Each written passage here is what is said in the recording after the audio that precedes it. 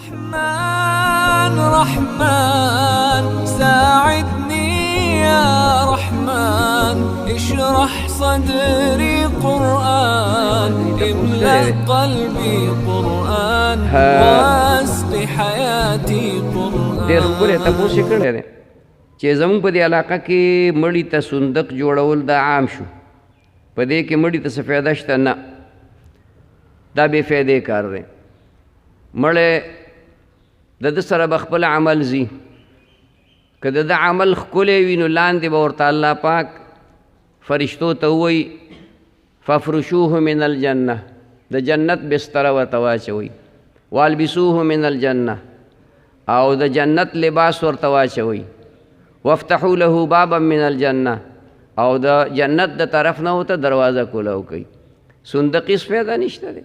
داسې موږ یو رواج جوړ کړی دی او بس د پیسو دپاره مو یو خبره جوړه کړې ده. حالانکه که دغه پیسې دې راواغستې چاله دې صدقه ورکړه نو دې مړي ته بې ثواب ورسي.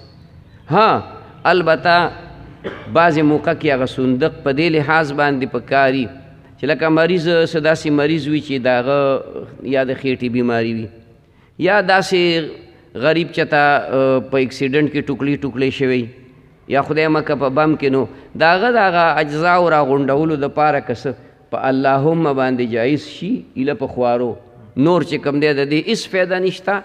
بلکې په کار ده چې د علما د دې متعلق خبره وکړي چې بهی د دې څه ضرورت نشته، څه فایدې نشته، دا مه کوئ. د دې نه ځان چې کومه دی نو هغه وساتئ.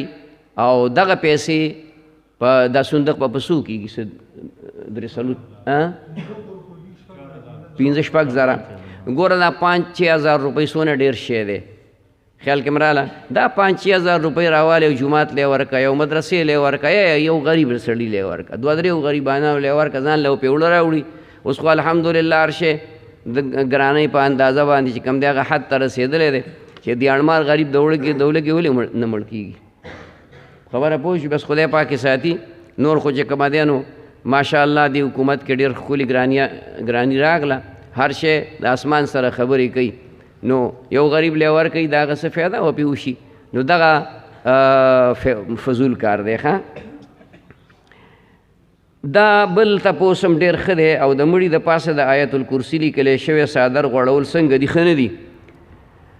دا موږ ټول مولیانو ته ولاړ یو او هغه کټ په خوا کې او بیان او تقریر هم پکې کوو، خو دا موږ یو قسم ونه وي چې بهی دا ما اچوئ د دې بې ادبي کې. کم از کم د دغې آیتونو هغه د مړي په خپو باندې راځي. دغه آیت هغه څادر د مړي په خپو باندې کم از کم راځي. نو زه خو نور څه نشم کولی، دونه وکړمه چې ما ولاړ یم هغه د خپو طرف نه راغونډ کړمه. د خپو طرف نه تاسو که چې بعضې کسانو به زه لیدلی یم بعضې موقعو کې او بعضې وخت کې به زما خیال نه. نو دا دواړه سوالونه د ملګري چې کړي دي ډېر ښایسته او ښکلي سوالونه دي او ډېر بهترین. نو مړي دپاره صندوقونه هم اخلئ او د مړي د پاسه دغه څادر هم واچوئ، مړي ته خپل عمل ثواب ورکوئ. دغه څادر ټول قرآن ورسره په دې غېږ کې کېده، خو چې عمل یې پې نشته نو څه فایده ورته نه ورکوي. ښه دا به ورته مار او ښامار کېږي.